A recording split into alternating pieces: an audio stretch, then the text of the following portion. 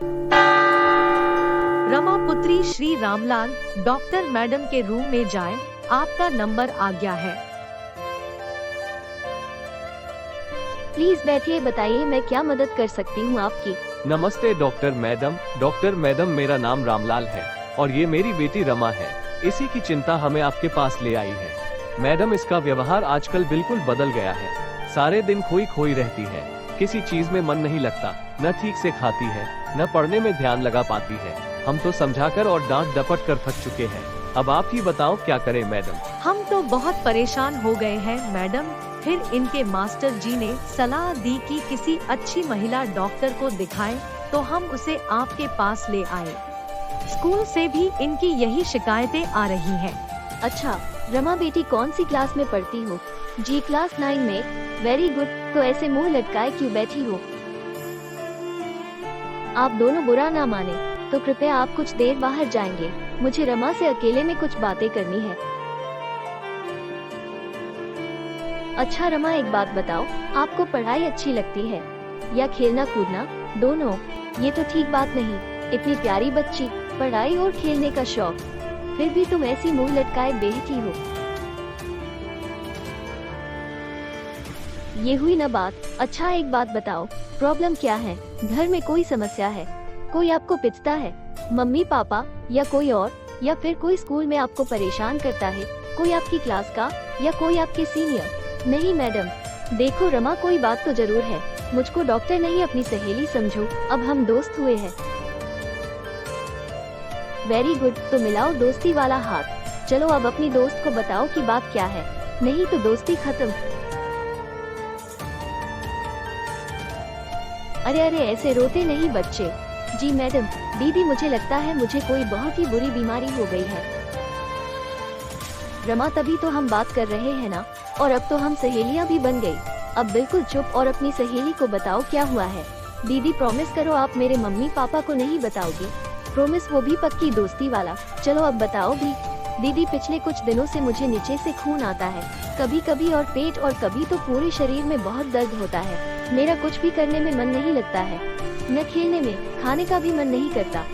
जब कोई भी मुझे टोकता है तो बहुत गुस्सा आता है और रोने का मन करता है। अच्छा और कुछ? वो मेरी सहेली बबीता है ना, उसने बताया था कि उसकी मौसी को भी खून गिरता था और उनको बहुत बुरी बीमारी लग गई थी। फिर कुछ समय बाद उनकी मौत हो गई। दीदी, मैं मर तो नहीं जाऊंगी ना? नहीं नहीं, ऐसी कोई बात नहीं, घबराओ नहीं। अच्छा ये बताओ, तुमने ये बात अपने माता पिता को क्यों नहीं बताई? ना बाबा ना, उनको बताया तो वो तो बहुत परेशान हो जाएंगे। मैं समझ गई। अच्छा अब मैं तुमसे कुछ सवाल करूंगी और तुमको सही सही जवाब देने हैं। इससे तुम्हारी प्रॉब्लम का पता लग जाएगा और तुम्हारा इलाज सही से कर पाएंगे।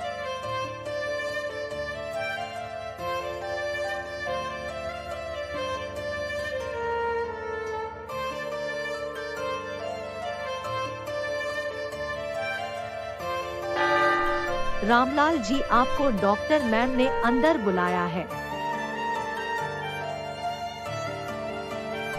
रमा बेटा, अब आप बाहर जाकर बैठो, मुझे आपके मम्मी पापा से बात करनी है।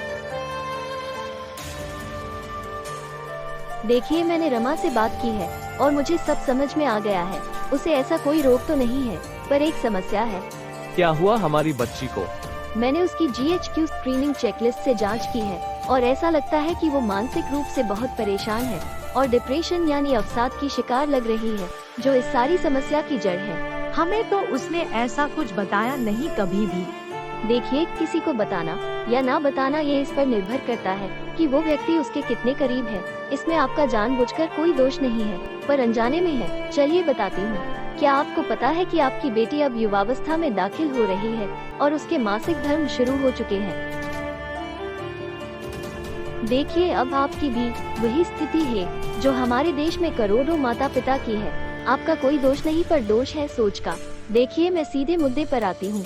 रमा के अभी कुछ 2-3 महीने से मासिक धर्म शुरू हो गए हैं। शर्म से या डर से, कुछ भी मान लीजिए, उसने आपको कुछ नहीं बताया और अकेले ही इससे जूझती रही।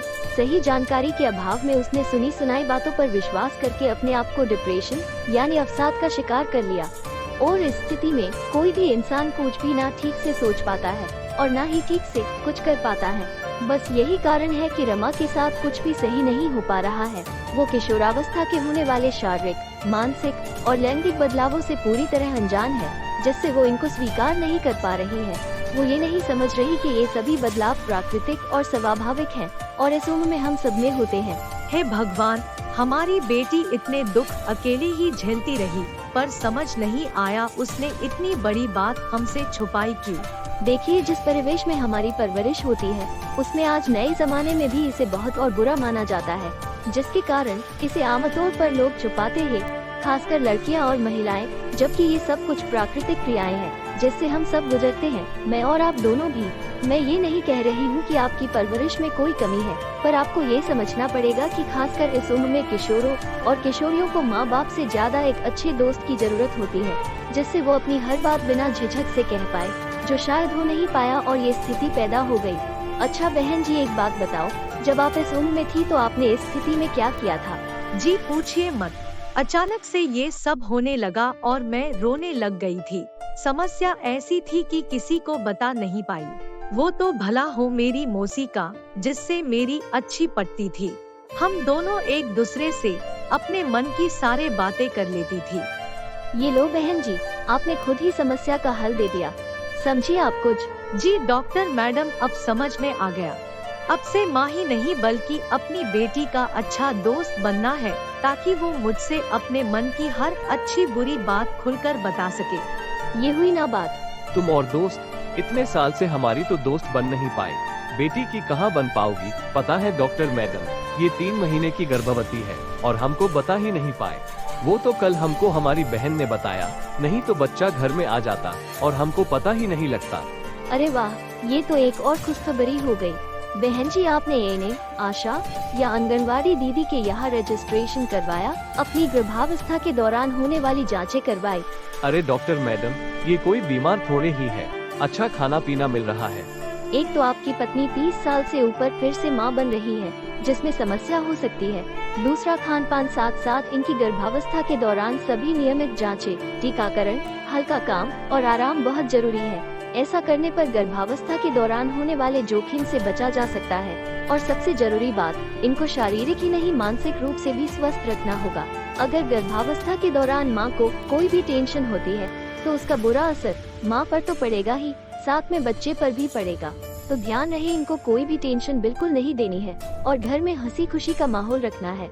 आज ही अपने क्षेत्र की एएनएम या आंगनवाड़ी दीदी से मिलकर इनका नामांकन करवाएं।